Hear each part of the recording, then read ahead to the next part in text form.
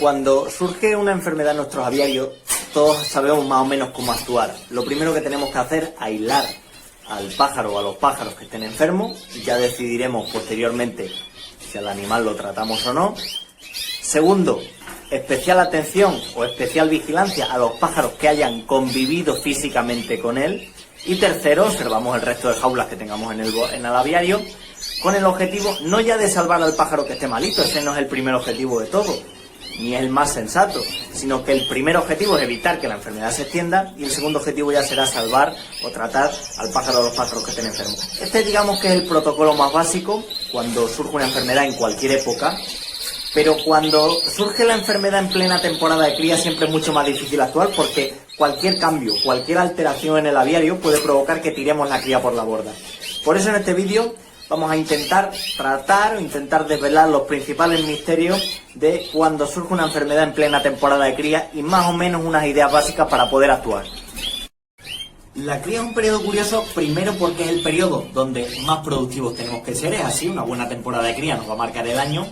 Segundo, porque es el periodo donde más variedad de enfermedades nos vamos a encontrar. Y tercero, porque es el periodo donde más se delatan las enfermedades. Y este quizás sea el punto más importante. Los pichones son más débiles, les afecta prácticamente de todo y muestran enfermedades que en otras épocas no se ven.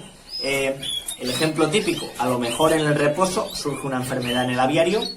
Pueden ser enfermedades subclínicas, es decir, puede que tengamos una enfermedad pero que no tengamos síntomas en los pájaros, parece que están normales y no nos demos demasiada cuenta.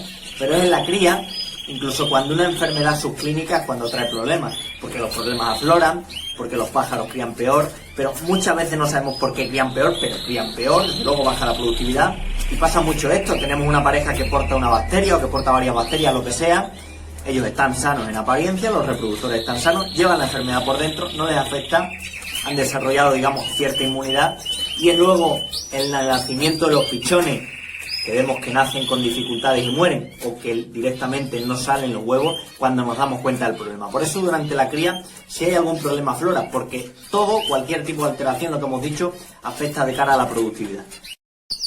Otro problema que tiene la cría es que si damos un medicamento, muchos de los medicamentos pueden afectar a la fertilidad de nuestros pájaros. Y es muy habitual que nos veamos en la situación de que a lo mejor hemos solucionado el problema con un medicamento adecuado, pero los pájaros siguen sin criar porque ahora el problema es que no fecundan debido al medicamento. Otro dilema mental que surge siempre es, se me mueren los pichones, ¿qué hago? ¿Trato directamente a los pichones? ¿Trato a los padres? ¿Trato a los dos? Y el otro gran dilema que surge es, por ejemplo, tengo 10 parejas, en 3 de ellas estoy teniendo problemas, ¿y qué hago? ¿Trato todas, lo que se llama un tratamiento en sábana, o trato solo a las que estén afectadas? Vamos a intentar resolver estos 3 problemas que surgen en el vídeo a continuación.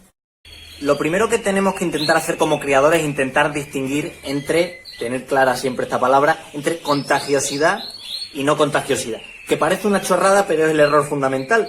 La clave hemos dicho al principio que no se trata de salvar al pájaro que esté afectado, es decir, ese no es el primer objetivo, por supuesto que lo queremos hacer, pero el primer objetivo no es ese, sino intentar controlar la enfermedad y que no se extienda. Pues tenemos que tener siempre en cuenta que esto es como el ejemplo que vamos a ver ahora, apagar un incendio. Cuando tenemos un foco de un incendio que se ha desarrollado, por ejemplo aquí, lo primero que nos interesa no es apagar ese incendio como tal, aunque parezca una idiotez, lo primero que nos interesa es poner coto, es decir, delimitar la zona sobre la que vamos a actuar, y una vez esté controlado, una vez sepamos que de aquí no pasa el foco a este lado, ya es cuando nos tenemos que plantear cómo apagarlo, cómo solucionar el problema. Con las enfermedades tenemos que plantearnos la misma idea. Primero les ponemos coto, si son contagiosas, lógicamente, y luego ya buscamos la solución. ¿Por qué insisto tanto en lo de contagioso o no contagioso? Porque tenemos muchos problemas en la práctica que no son contagiosos, pero los tratamos como un problema contagioso. Por ejemplo, ejemplo típico, se me han muerto 3 hembras, ¿vale? Típicamente, se me han muerto 3 hembras de todas mis parejas con el huevo atascado. La retención del huevo no es de por sí un problema contagioso, no hay que poner coto a ese problema, sino simplemente directamente lo que tenemos que ir a solucionarlo. Posiblemente en ese caso tengamos las hembras muy gordas, a lo mejor estén muy delgadas, a lo mejor tenemos un problema con el metabolismo del calcio, algún problema con la función de los esfínteres, pero no es un problema contagioso, por mucho que pueda estar generalizado en los criaderos. Lo mismo pasaría, por ejemplo, muchas infertilidades que las consideramos de inicio como algo contagioso cuando a lo mejor no lo son. Por ejemplo, problemas de canibalismo, que muchas veces están relacionados con la alimentación, problemas de picaje, etcétera. O sea, que tenemos que entender que una cosa es que yo tenga un problema generalizado y otra muy distinta es que el problema sea contagioso. Y eso, como digo, es la clave porque hay muchos criadores que les cuesta distinguir entre este asunto, pero pienso que es lo fundamental. Tenemos que pensar una cosa, y es que hay muchos técnicos veterinarios que hablan incluso de que más del 90% de enfermedades tiene una base nutricional, es decir, no que la causa no sean bacterias, no haya problemas bacterianos que causen el problema o de virus y demás, sino que el origen, la base, sobre la primera base sobre la que tenemos que actuar es un problema nutricional.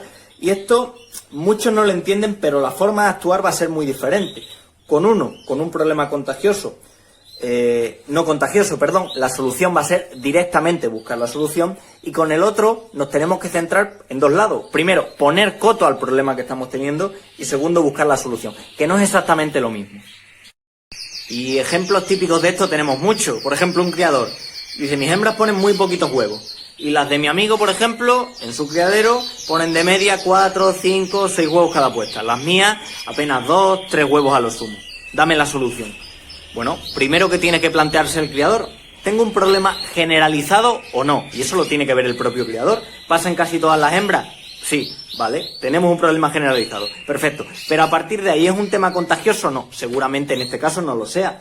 Por tanto, antes de decir le meto este antibiótico, no sé qué, no sé cuánto, vemos esto, porque somos muy amigos de venga, vamos a echarle este tratamiento a ver si funciona. Y el hecho de ver mejores resultados con esos tratamientos no significa exactamente que estemos actuando sobre el problema de fondo. Con los pichones pequeños es súper típico. Te llama un criador o te escribe por WhatsApp y demás y te dice: se me mueren los pichones, ¿les puedo dar enrofloxacina? ¿Qué dosis le pongo? Eso por WhatsApp, así de veces. 4 o 5 mensajes de este tipo prácticamente todos los días. Y yo siempre digo lo mismo, digo, vamos a ver, ¿tú me puedes garantizar que estos pichones se están muriendo por una enfermedad? O sea, ¿podemos garantizar que estos pichones están bien nutridos? Eso es la primera pregunta que nos debemos hacer, porque la mayoría de muertes por este tipo es por falta de nutrición, no porque el criador lo haya mal, puede haber algún tipo de problema con los reproductores, pero desde luego no tiene un origen infeccioso. Entonces, tenemos que ver varios aspectos. Primero, los pichones están bien embuchados. ¿Me puedes garantizar que los pichones están embuchados? Pues a veces la solución es así de simple. Si no les embuchan, ¿cómo no se van a morir? Lógicamente, la solución aquí está sin medicina y sin nada. Pero a veces, normalmente, es mucho más complicado todo esto. Dicen: mis pájaros no, mis pájaros embuchan genial, llenan todos los buches y los pájaros aparecen muertos con el buche lleno. Solución a esto. Bueno, aquí siempre tenemos que centrarnos, estamos hablando de generalidades, tenemos que centrarnos en la hidratación, sobre todo en muertes que ocurren los primeros días. Muchos la achacan durante este periodo a que el criador no les da suficiente proteína y los pichones se mueren y tal, ¿vale? Es cierto que los pichones necesitan altas dosis de proteínas para crecer, ¿vale? Cierto, un 20-22% normalmente se recomienda, pero con porcentajes mucho más bajos los pichones pueden desarrollar prácticamente sin problemas, quizá con menos velocidad, pero pueden desarrollar. Ojo que muchas veces aquí no está el quid de la cuestión, aunque se hable de que la principal causa nutricional es por falta de proteína y demás. Pero vamos con más ejemplos típicos. Un criador está teniendo problemas con sus pichones, se le mueren y piensa: vale, lo más probable es que sea contagioso. Perfecto. Les pone enrofloxacina, que es el fármaco, el antibiótico más habitual durante estos periodos. Tiene un amplio espectro, bastante específico para los pájaros, perfecto. Les da un tratamiento de enrofloxacina. El criador sabe cómo utilizarlo en el agua y demás. Y la situación mejora, pero no acaba siendo una gran cría. Es decir, los pichones dejan de morirse, no se mueren en tan alto número, pero sin embargo la cría va a seguir siendo mala. Todos los medicamentos tienen efectos negativos. La enrofloxacina, por ejemplo, en este caso, al igual que otros muchos, afecta, por poner un ejemplo, ¿vale? Afecta al metabolismo del calcio, ¿vale? La enrofloxacina, y ya digo que muchos otros antibióticos también tienen el mismo efecto. ¿Y si las bacterias no eran la base del problema? Que seguramente estaban ahí, no lo negamos, pero esto es lo que tenemos que plantearnos. Más ejemplos típicos, y este de verdad que me encanta porque se oye en cada cosa relacionada con el punto negro, que es bestial, ¿no? El punto negro. Vamos a ver. El punto negro, desde luego que merece 10 vídeos aparte de todo esto, porque es un tema complejísimo, pero solo por decir una pincelada. ¿Os habéis parado a pensar, por ejemplo, por qué muchos criadores dicen que simplemente con un antibiótico, yo que sé, una oxitetraciclina en el agua o dada a los pichones, solucionan el problema? Otros, en cambio, por ejemplo, hablan de que rehidratándoles un poquito con unos pocos electrolitos, el problema del punto negro lo solucionan. Otros te aseguran que al final los pájaros se acaban muriendo del punto negro. Otros que se han salvado solos, es decir, no han hecho nada y de repente el pájaro se le ha ido pasando el punto negro y se ha salvado. O sea, ¿por qué ocurre siempre esto? Es decir, ¿por qué ocurre tanta diversidad de opiniones al respecto con este problema en concreto? Porque a fin de cuentas no hablamos de una enfermedad, a fin de cuentas es un síntoma. Y a veces, en muchos casos, ni siquiera eso. Por ello, cuando hablamos de tratamientos de enfermedades, hablamos de actuar sobre todo durante el periodo de cría, tenemos que intentar ver un poquito más allá del problema bacteriano en sí, si queremos solucionarlo o sobre todo si queremos evitar que nos surjan posteriores situaciones. Bueno, vamos a intentar dejar de poner ejemplo y nos vamos a centrar en intentar solucionar los tres problemas que hemos hablado de ellos al principio del vídeo. Es decir, cuándo tratar a los pájaros, a quiénes tratar y si tratar a todos o tratar, digamos, ciertos sectores del criadero. La recomendación básica que tenemos que pensar siempre aquí, cuando nos surge una enfermedad en mitad de la temporada de cría, es quitar los nidos. ¿Vale? Esa es la idea básica, quitar los nidos si no hay pollo y medicar a los pájaros, incluso repitiendo el tratamiento a posteriori. Y esto, como digo, la idea general, pero es muy general y desde luego un resultado bastante drástico. Lo más recomendable en la práctica es actuar dando un tratamiento en los periodos llamados de inactividad ovárica. Los periodos de inactividad ovárica son los periodos en los que vamos a afectar muy poco o casi nada a la futura reproducción de las futuras nidadas. Es decir, para que afecte lo mínimo el tratamiento a la fertilidad futura. Esto digamos que es el proceso del desarrollo de la cría, ¿vale? Aquí es donde se inicia la incubación, durante estos días han ido poniendo los huevos, aquí la hembra empieza a incubar, ¿vale? Los pichones nacerán aproximadamente el día 13 en los canarios, varía un poco según la especie, a los 13-14 días nacen los pichones. Bueno, pues lo que tenemos que pensar es que nuestros tratamientos, si los damos, lo más recomendable es empezar a darlos 5 días antes, este es el primer periodo, 5 días antes del nacimiento, ¿vale? O digamos menos 5 días, si contamos desde el día del nacimiento, hasta 7 días posteriores al nacimiento. Es decir, durante este periodo que estamos marcando aquí, va a ser el periodo más interesante para tratar, en el sentido de que vamos a actuar sobre los pichones, vamos a actuar también sobre los reproductores y vamos a evitar los periodos de más riesgo que afecten a la fertilidad, como son estos, ¿vale? Eso es la idea. Otros hablan que lo mejor es variar un poquito estas ideas, en vez de menos 5 días hasta los 7 días, otros hablan de entre menos 3 y menos 5, ¿vale? Y llegar hasta los 10 días máximo de desarrollo de los pichones, pero no mucho más. Otra opción, como hemos dicho, más drástica, parecida a la primera que hemos mencionado, sería corto directamente la temporada de cría, medico a los pájaros que sea, ya veremos ahora si medicamos a todo el criadero o medicamos unos cuantos, y después de medicar doy con un tratamiento vitamínico, un tratamiento probiótico, en fin, un tratamiento recuperador para intentar que los pájaros se recuperen del tratamiento. Bueno, como a los 13 o 14 días, en este caso, de iniciar el tratamiento, empiezo la cría de nuevo, ¿vale? ¿Este sistema que estamos mencionando ahora mismo es eficaz? Desde luego que sí, pero hay que llegar a esa situación extrema de paralizar totalmente la cría. En muchos casos, no. Ok, primera pregunta respondida entonces, de cuándo medicar, distintas maneras que hemos hablado. Segunda pregunta, que no hemos hecho al principio, ¿a quién medico? ¿Solo a los pichones, que sería la primera opción? ¿Medico solo a los padres? ¿O medico a todos, tanto a pichones como a padres? Vale, aquí normalmente hablamos que por regla general, ¿vale? Lo que dicen los técnicos es la regla de los 3-4 días, que se llama, ¿vale? La regla de los 3-4 días. ¿En qué consiste básicamente? Pues quedarnos con la idea de que hasta los 3 primeros días de vida del pichón, si se producen muertes o se producen problemas, normalmente actúo tratando solo a los pichones, bien en la papilla de embucho, de la manera que sea, pero tratando solo a los pichones, no a los padres. Y si tenemos mortalidad a partir de los 3-4 primeros días de vida, entonces ya sí que nos plantearíamos tratar tanto a los pichones como a los padres, es decir, trataríamos a todos, ¿vale? En ese caso, eso es la regla más básica para entenderlo un poco. No es tan simple, pero desde luego es una buena orientación para todo esto.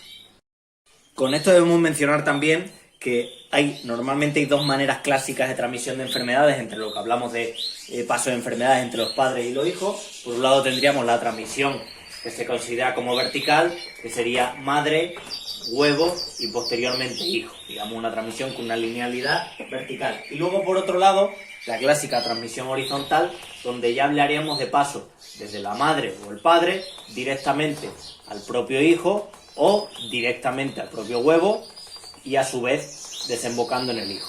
Ejemplos clásicos de la transmisión vertical, por ejemplo, tenemos una salmonela o ciertos virus que también puede ocurrir lo mismo. Es decir, en estos casos la enfermedad puede ir dentro del propio huevo, salen, digamos, de la madre los huevos dentro con el problema y el pichón al nacer lo tiene, o ni siquiera nace el pichón. Por ejemplo, sabemos que en salmonela, en aves de producción y demás, una de las principales enfermedades, si no hubiera controles sanitarios, que nos podían transmitir a nosotros, humanos, consumiendo el huevo, porque, digamos, la tendríamos dentro del huevo, hablaríamos de una transmisión vertical. Y luego otra opción sería la llamada transmisión horizontal, en la que el huevo sale probablemente sin la enfermedad, sin ningún tipo de patógeno en este caso concreto, pero puede contagiarse después. Primero porque los huevos no son impermeables, o la enfermedad la pilla el pichón después de haber nacido y os la transmitió, como digo, los padres al huevo y luego al pichón, o directamente los padres al pichón. Esto hay que entenderlo también para poder entender los procesos anteriores que estamos hablando. Con lo cual, segunda pregunta respondida, y ahora vendría la última de las 3 preguntas que nos hemos hecho al principio del vídeo. La tercera, que sería medicar a los que están malos solo o medicar a todo el criadero. La recomendación sensata en este caso es que medique solo a los ejemplares que tengas afectados o solo en las parejas donde esté viendo la enfermedad. Tienes, por ejemplo, 10 parejas, 4 de ellas se están dando problemas, pues medicas o tratas a esas, ¿vale? Ahora bien, todo esto, desde luego, es si sabemos y podemos poner coto a la enfermedad, lo que hemos dicho al principio. Pero, ¿qué ocurre? Que a lo mejor no podemos poner coto a la enfermedad, no podemos asegurar el coto para controlar la enfermedad. En ese caso, sí, es bueno medicar a todo. Es lo que se llama dar un tratamiento en sábana, que parece lo más eficaz en principio, ¿no? Tengo una enfermedad, no sé exactamente tal, medico a todos los pájaros y ya está. Pero la medicación en sábana conlleva también un riesgo muy gordo que muchas veces no se considera, y es que si medico a todos los pájaros puede que no sea capaz luego a posteriori identificar a los pájaros que de verdad están enfermos o que de verdad tienen la enfermedad, y puede provocar que la enfermedad, lejos de curarse en el aviario, se asiente en él y al cabo de un tiempo pueda aparecer o incluso la podamos tener prácticamente de forma endémica sin controlar en nuestra cepa de pájaros.